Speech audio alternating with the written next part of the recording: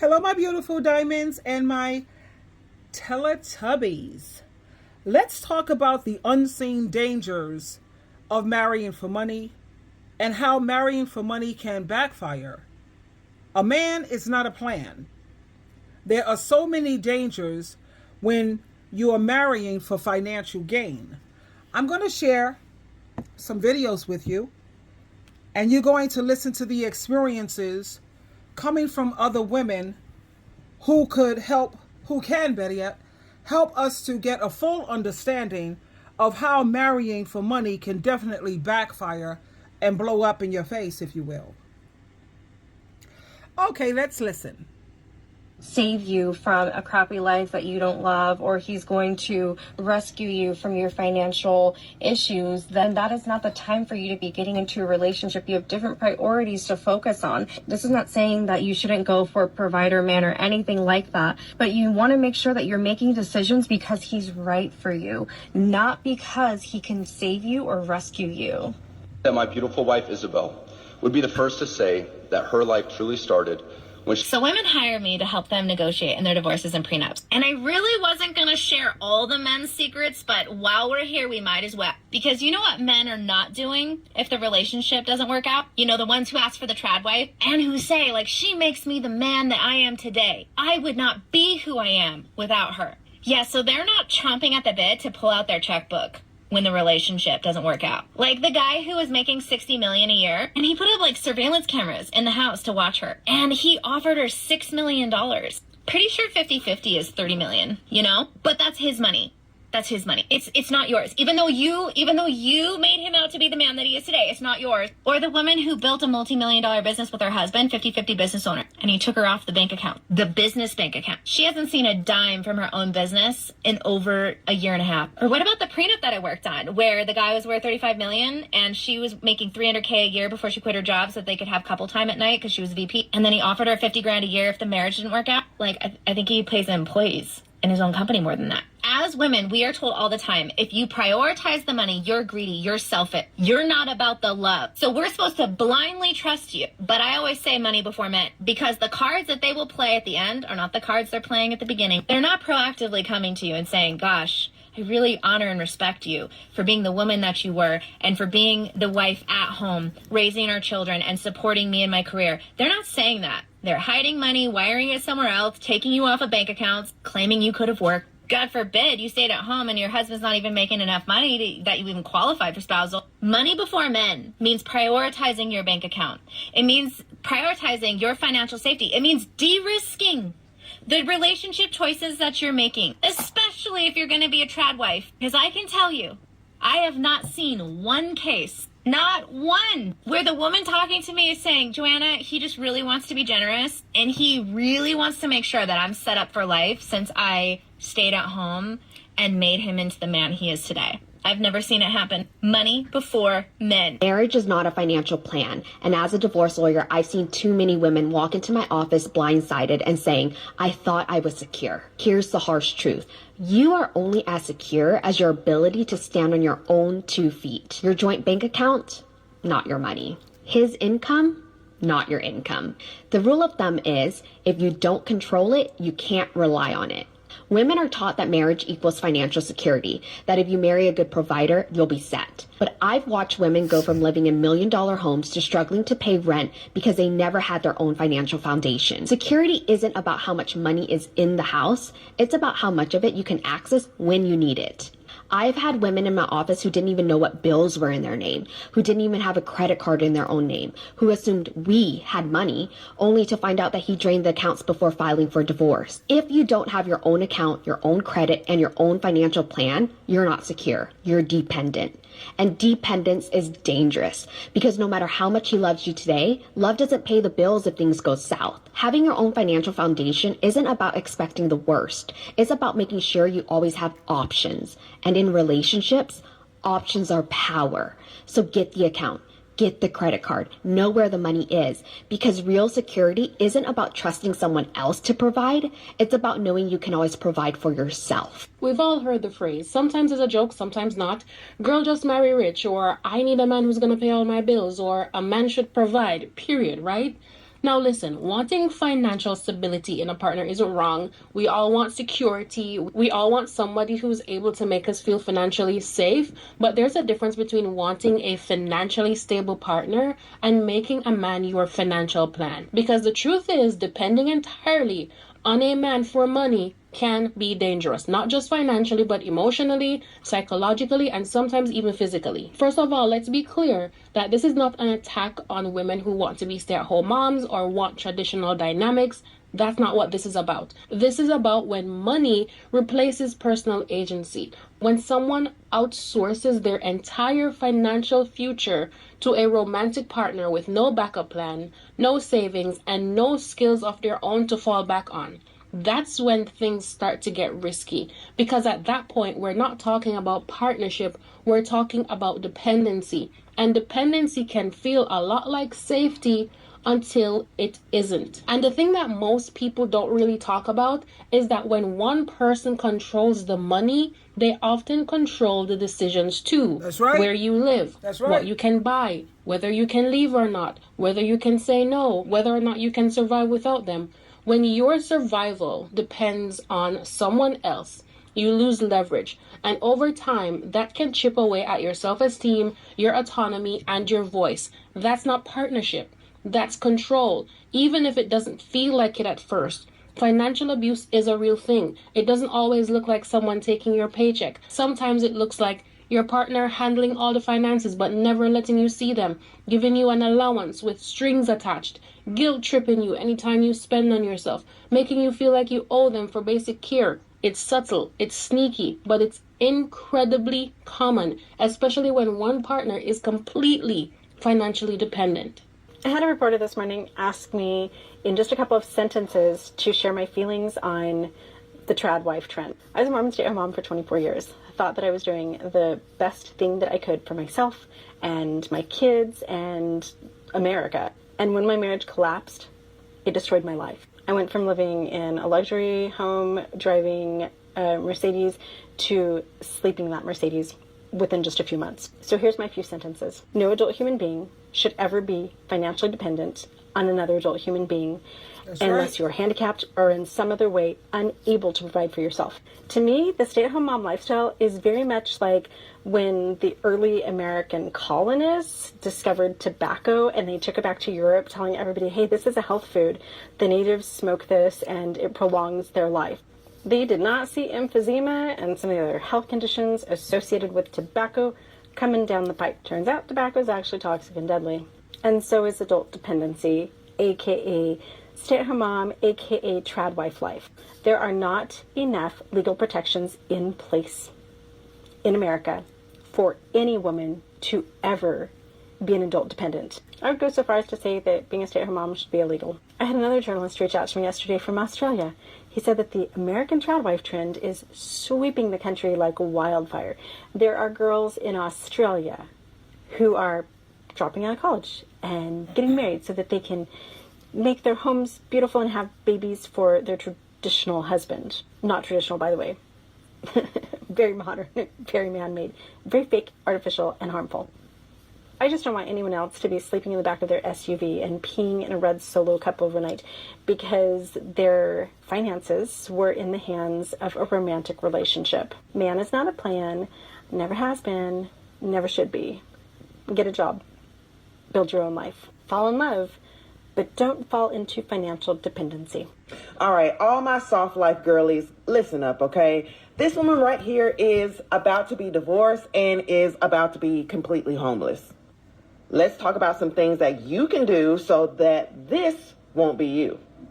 I've said this before and I will say it again. Being a stay-at-home mother is not a privilege. It is a financial partnership. And if you go into it with that mindset, things like this don't have to happen to you. First of all, because of the disproportionate amount of... Let me just pause this for a moment. You know, a lot of the women this day and age, they're looking at things from just a physical eye. But I pray a great deal for God to bless me with insight and wisdom. You know, I can see so much using my spiritual eye. And I think about the character Yada Awakening and how he's talking about a man is a bum. You're supposed to let him pay for everything. The woman is supposed to be pretty much dependent on him. But he's not mentioning how he has more than one woman. And you see, that's the trap. They want you to become dependent on them so that they get to call all the shots. They get to make all the rules. And you have to jump through their hoops. And that's what these men are trying to do. When you hear all of these men talking about, no, I don't believe in 50-50. I'm going to take care of my woman. I'm the provider. Just remember to also use your spiritual eyes so you can see through what this setup is. They're trying to get women back into the homes traditionally so that they can have house slaves, a hospice nurse. They have to have people doing their cooking and cleaning and free labor. It's pretty much just a bunch of free labor. And that's what all this hoopla is. You know, while it may seem like an attractive option, marrying for money can also lead to a lifetime of unhappiness, resentment, and even financial ruin, as I'm going to continue to play these clips so that you don't just take my word for it, but listen to people who have experienced it. Listen to lawyers and attorneys and how they see how this turns out. Now, it's understandable to want financial security, especially in today's uncertain world. But is marrying for money really the answer? Let's think about it. When you marry for financial gain, you essentially selling your love and your commitment for a price. And marrying for money, it comes with so many hidden costs that may not be immediately apparent, but I'm going to share some examples after I finish sharing these clips with you. Okay, let's listen. Amount of time that you're going to be performing free labor, okay, you're going to have to find ways to make your money work for you. There are two ways that you can make money in this world. One is by going to work, all right, for an income, and the other is by putting your money to work for you. That means investments, ladies, okay? We're not talking about Starbucks runs. We're not talking about going to Target. We're not talking about getting your nails and your hair done and stuff. We're not talking about all the things that don't matter in the grand scheme of things. We're talking about making financial decisions that will pay you dividends over time. And again, because a lot of your time as a stay-at-home mother or as a wife, period, as a girlfriend, whatever you want to call yourself, most of your time is going to be spent doing free labor, meaning you are not getting paid. You're going to have to find a side hustle, preferably something as passive as possible. If you need some side hustle ideas, go to the link in my bio. There's an ebook here called 50 Side Hustles for Moms Who Want to Work From Home. Grab it. There's a ton of info there. And I'm going to tell you a secret about side hustles. They don't always start off as passive. That's why you need to start this in your younger years. Don't wait till you have 4, 5, 6 kids, no funds, no free time, no self-care, or nothing to start a side hustle. Start you one early. Then what you're going to do is you're going to make sure that your name is on everything, okay? Don't rely on that marriage certificate to make sure that, oh, when we divorce and I'm going to get half of this and half of that. Most of these dudes that you're marrying are broke. Half of zero is still zero, okay? So make sure that you have your name on the deed to the place that you live. Don't rely on that marriage certificate. Better yet, invest in some property in your own name. So if he cheats on you or if he starts treating you like shit, you'll at least have something to move into. And ladies, get life insurance, okay? Get life insurance that you own, that you are the policy holder of. Statistically, 1 in 4 women go broke in the event of divorce or that their husband suddenly passes away. This doesn't have to be you, okay? And lastly, start running up them credit cards on stupid shit that don't make you any money. Always be paying down your debt and do not make any new debt unless it's for something that's going to give you a higher return, like land, like buildings, like properties. If you have any questions, leave them in the comments and follow for more. Your partner will one day either leave you by death or by choice. I just had this discussion this afternoon with my 16-year-old daughter, basically telling her a man is not a plan or a partner is not a plan. That she has to make sure that she has education, skill sets, assets in her name, bank account, money, a plan long-term. Because what this creator is saying is a fact. Your partner will leave you by choice or circumstance, like death.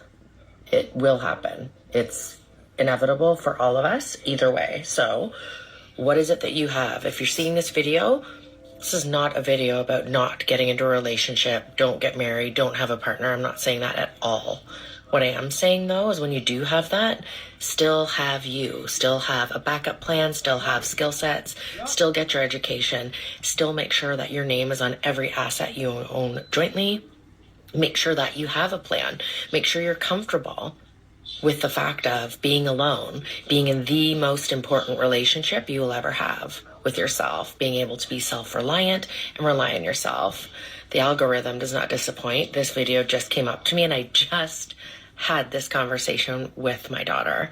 So if you're seeing this now, this is your reminder to check yourself and see what your situation is. If you don't have any of those things, there's always time to do that.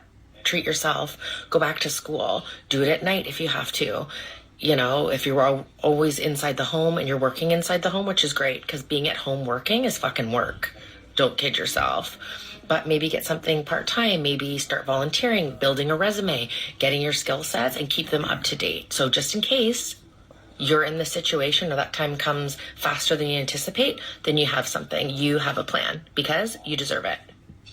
My number one piece of advice to women in their 20s is to not build your life around a man, because what I have seen happen so often is that women will prioritize the men in their lives. They'll follow them for a job. They'll move to a different state for college. They will do things to prioritize their relationship. And in doing so, they sacrifice their own goals and dreams. And oftentimes what happens is they follow a man across the country and then they break up. And personally, this happened to me when I was in college. I decided to stay in Boston for college, even though I kind of wanted to move out of state. I was really excited to move out of state, but I didn't want to risk my relationship.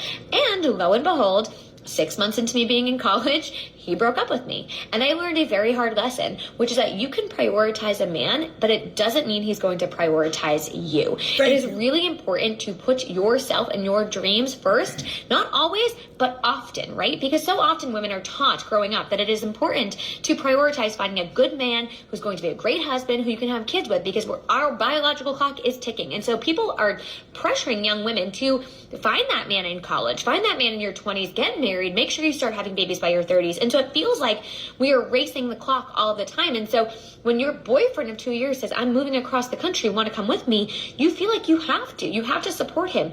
But I urge you to ask yourself this. If I was the person moving across the country, would he follow me? If the answer is no, then that tells you a lot about your partner and the dynamics of your relationship. I just got off the phone with one of my girlfriends, and I just love a long, good girl chat. But one of the things we were talking about is how a man is not the plan. I don't think you guys hear that enough. It's okay to date well, it's okay to marry well, but a man is not the plan. If that man was to get up and leave you tomorrow, what do you have? That's what you need to be worried about, and that's what you need to be focused on before you start dating a man with money. Always have your own purpose, but never, ever give anyone the chance to leave you high and dry and you're figuring out what to do next. If you cannot leave the relationship still living like how you was living when you were with that man, then you need to do some reevaluating. A man is... Absolutely. I'm definitely going to make a part 2 on this video. A man is not a plan, sweetheart. Marrying for money can definitely backfire, and there are so many dangers of marrying for just financial gain. When you think about marrying for money, it comes with so many hidden things. Like, let's say, for instance, the loss of your personal freedom. You may feel trapped in a relationship because you're so financially dependent and you're there for the financial convenience rather than love. And then what about resentment and bitterness? One or both partners may feel resentful or bitter about this arrangement. And then there's the lack of emotional intimacy. The relationship may lack depth and that passion and that intimacy. You're just there for the financial reasons. And then another thing, this is where my spiritual eye comes in, and I'm serious. This is the part that I really want you to pay attention to. Financial dependence. You see, that's what a lot of these men are trying to get women to do. You become so financially dependent on this partner, and that's just a recipe for disaster, because now they call all the shots. If they want to do polyamory, bring other people into the relationship, what are you going to do? So like I said, marrying for money can definitely backfire. I'm going to make a part 2, and we're going to continue to listen to the other ladies who have life experience. Twinkle, twinkle, twinkle.